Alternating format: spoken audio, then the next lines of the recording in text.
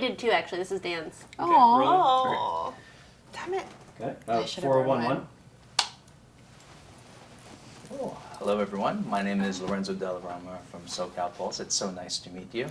I'm really glad that you were able to give me this opportunity to interview for the movie Late Bloomers. And just watching it recently, I think it's an innovative film in a way, because the way how simple it was just to get the message across, but plus all the thematic elements that you need to put in a film to get people engaged. So let's get on it. And my first question for Karen, actually, which is your, I feel like this is something that a lot of journalists hits on, which is you're known for your roles like Nebula, right, in Guardians of the Galaxy, which is quite different from the grounded vulnerability of Luis. Mm-hmm. What draws you to this role? And were there any unique challenges or rewards exploring this vulnerability? Oh, so many things drew me to the role. I think I really understood her straight away.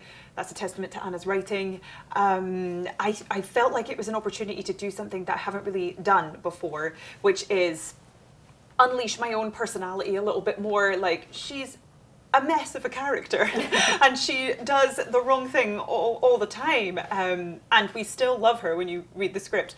And so I was like, I feel like this is something where I can really like bring my own personality traits into this story and kind of make them work for this. So opposed to something like Nebula, which is very kind of, constrained and just a completely different vibe. This was like a sort of explosion of my own personality traits combined with this character. I love that. Yeah, I mean, while watching the film, it felt very natural. I'm like, if I met Karen and we were best friends, I feel like this would be her. That's the closest I think I've played to myself, I think. I know, I love that. It's very seamless. And for the second one, which is, I think, very important for your character, which is, Luis is described as adrift and grappling with her identity through the film. In what ways did you connect with Luis's journey? And were there any personal experience, did you draw upon her life to yours that made the role much more seamless to act in? I always draw on my own personal experiences. I've never been through what this character has been through in this story. But I think in order for me to make it authentic, it's always a case of like my process is like, okay, I've never experienced that, but what's the emotion that the character's feeling from that? And then when have I felt that emotion? And let me, call on a time when I felt that emotion and then feel it while I'm performing it. But also we had Anna, who's an amazing resource because she wrote the script and it's her story. And so I was able to kind of really sit down and just listen to her and absorb all of her kind of, I guess, mannerisms and then turn them into my own little weird hybrids. Oh my. Yeah, I would say I'm exactly like Karen in that I'm a beautiful movie star. But when her weird stuff was like fully her stuff, like I don't want anything to do with No. That was just like what you brought to the character. That's so funny. I mean, let's go with Anna. I mean, kind of transitioning from there. The story inspired. It was inspired by your personal experiences. Could you share more specifics about those events or emotional, journey that's kind of sparked this screenplay of yours? Yeah, I mean, in broad strokes, the emotional journey was that I was in my late 20s and I went through a really bad breakup at the same time that my mom was diagnosed with dementia. And she was living on the West Coast, I was on the East Coast. And I was just kind of a messy person, telling people that I loved them in bars and riding my bike on the bridge in winter and thinking that was charming instead of really dangerous. So yeah, it was just true to that period of life where some really big things were happening. I was going through a lot of emotion, but I wasn't actually processing it in a mature way, and I needed to step up to the plate. I needed to be there for my family, be more present, and I was struggling to do that. And it was really intense to see my mom go through something at an early age that most of us maybe see our grandparents go through. So yeah, those were all very real. I think the only thing that's not very real in the script is the friendship between the elder woman and Antonina and Louise. I had no friends during that time. No, I had friends. I had friends my age, but I didn't have any. Did you actually fall off about them? No, also that's not true. Okay. I just slipped going to the grocery store on ice, which is actually a very old person thing to do.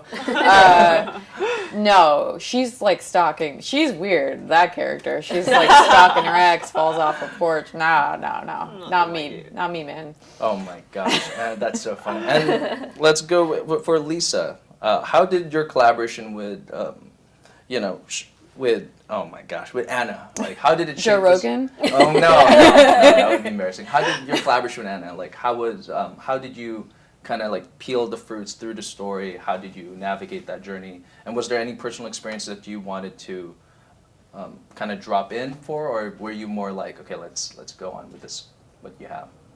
I mean, I've known Anna since college, so that was great because I knew this character. I was across the country when all this was happening to her, but I know how she navigates these things. And then we've been working together for years, so we also have like a very good shorthand on set, and and also the cinematographer John. We all have worked together for so long that we can kind of give a look and know what we're talking about. But it was great to have her on set for all this because we could draw from exactly those experiences, and I wanted the character to be authentic to Anna, but I also wanted Karen to be the character too. So I didn't want to basically mold Karen into Anna. I wanted no one wants that. Everybody to be a part of it. So yeah. Oh my gosh. And I think one of the most important parts of the movie was the idea of aging, and finding yourself and kind of forgiveness. And from there, with how the film explores those different types of themes in today's society, with the evolving career paths and social pressures, especially on, obviously this is a women, fronted film, but both men and women, do you feel any traditional markers of adulthood? How has it shifted from back in the days till now? What are the pressures, do you think, like young people feel when it comes to growing up, finding themselves, and kind of trying to resist change in a way? Gosh, I mean, I feel like the introduction of social media has probably introduced a whole new level of pressure, because I think the marker for success is now, do you have your own brand? Are you a billionaire? Like there's all of these, you know what I mean? Like insane heights that people want to hit now, because it's, everything's so connected now. It used to be, I guess, that you lived in a small town and you maybe weren't constantly bombarded with people that are billionaires at like 19. And now we're just in a society where it's like, okay, if that's the marker of success, then how can anyone feel like they've done well for themselves? And truly, I don't think that's the marker for success. But I think it's like promoted as that, so you feel like it should be, but then you're like, there's something wrong with me. Right, You're also seeing so many different types of people when you're on social media, and you're like, you can't be all of these people. They all look like they're doing great, but you can't live every different timeline. Your timeline is only your own, so it's hard to focus in on that when you see so many other versions of lives. And that's one thing I loved about the film, is the fact that it was very just basic, kind of like how you taking the stroll to the bus with Antonina, going to the bars, just being involved in the present moment. Talk about that. I think interaction with Antonina, and how Louise and Antonina kind of goes through this journey, which was really interesting too, because when you go to the hospital, right, you break your hips, and then you talk, and the doctor says, you're dying, right? That's the joke. But it kind of hit me hard, because a lot of, kind of in their mid-20s, kind of transitioning to much of their adulthood, we all think about dying, right? Like the idea of death. So talk about that overarching element of, you're realizing, you're not as young as anymore, and that transition, and then meeting Antonina, who was young back in the days, and you saw those thematic elements of her photos and how she reacted to those. Those were very powerful moments in the film. What was it like with you and yeah? Antonina, I loved all of the stuff between those two characters, and yeah, I guess Louise is sort of dealing with an awareness of mortality probably for the first time in her life, and learning she's not indestructible, and dealing with everything that happened with her mother.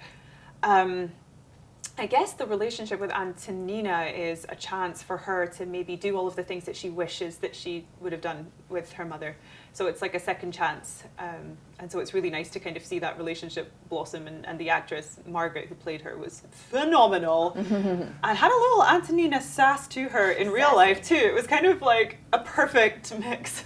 Yeah. Oh my gosh, yeah, and it was very natural. I was like, I couldn't tell when Margaret was doing it. I was like, man, is she really like that? But obviously, she has she's a famous actress in her own right. But I'm like, man, she did not. I was expecting, because I haven't watched the film before. I was like, I was expecting her to at least, say a lot of dialogue in the film. But obviously, there was not as much dialogue. Was it a challenge for that when it was all about just the eyes, the movement, the face, just facial cues? How was that like, that challenge? Well, my character didn't stop talking. Yes. She was the opposite. She just had word vomit throughout. But I can imagine that was a challenge for Margaret to convey everything purely through the eyes, and a challenge for you as well to make sure that that's all coming across. I mean, they're both, you and Margaret, they were both very physically talented actors too. Like I feel like that, Margaret comes from a stage background, and Karen comes from like an action combat world background. But like, So random. it's funny that I feel like that actually played into your being able to do the physicality of the crutches and all that too. Like both of them were so physically invested in the characters, which was great. Oh yeah, that was fun. Yeah. And was forming between you two, were forming those characters, was it more of a riff on kind of thing, more like, I like this, I like how Antonina is playing, I like how Louise is playing, but how was it like when it came to creating this character? Were you much more involved in terms of shaping that character up, turning into Louise?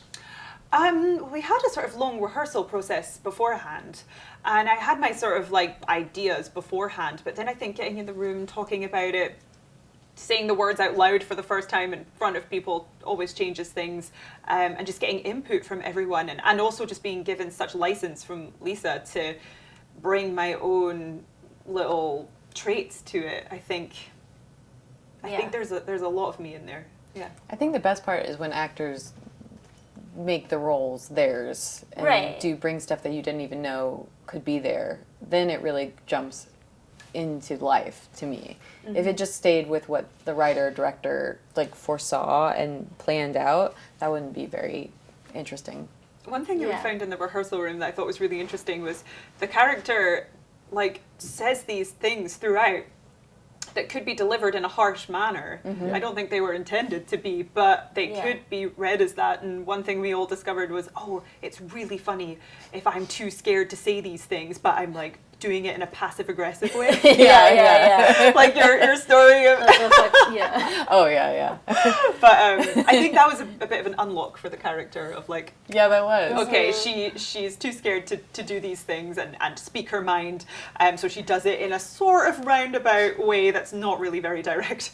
Yeah. And last but not least, you guys have been so fabulous. What's one thing that you want audiences to take from the film and kind of, inspire themselves within their own lives? I mean, obviously it's women-centered, but for everyone, and for this overarching element of aging, self-discovery, and forgiveness. I think forgiving yourself for not being perfect and always showing up in the right way. I think that we're all just figuring it out, and that's okay. Right. Yeah. It's okay to not be okay. Yeah. It's okay to not have come of age yet. Yeah. I'm still waiting. Yeah. I can't wait to have a growth spurt. Well, thank you so much for giving me this chance, and congratulations, and I'm Thanks. very excited for the grand opening. Yeah. Thank Thank you. you. Thank you. Thank you so much.